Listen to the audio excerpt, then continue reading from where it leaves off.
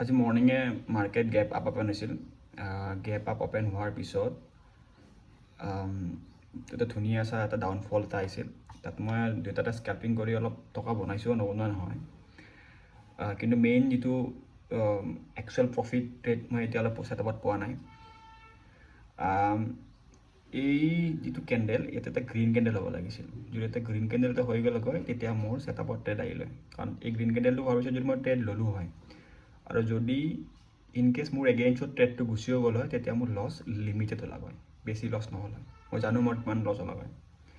বাট এই ৰেড কেণ্ডেলটো বনোৱাৰ পিছতো বহুত দূৰলৈ আৰু এটা ৰেড কেণ্ডেল গৈছে। চাওক এতিয়া আৰু এই ৰেড কেণ্ডেলটো ঘূৰি ঘূৰি আকৌ এটা গ্ৰীণ কেণ্ডেল বনাবলৈ গৈ আছে।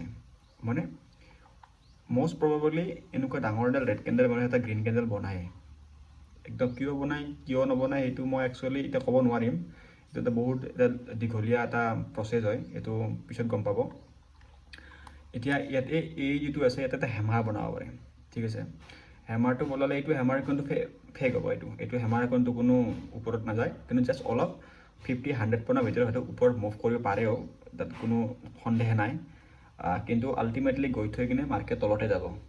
চ' মই এটা গ্ৰীণ কেণ্ডেল ৱেইট কৰি আছোঁ। যদি এটা গ্ৰীণ কেণ্ডেল পাই যাওঁ ইমান মানৰ ভিতৰত, 400 মানৰ ভিতৰত, তাত 356 আছে,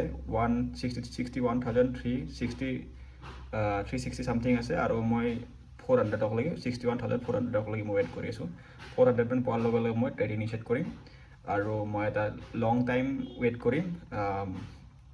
মেক্সিমাম আপোনাৰ 61,000লৈকে তলকলৈকে মই ৱেইট কৰিম। চাওঁ এইটো কি হয়, দেখা যাওক।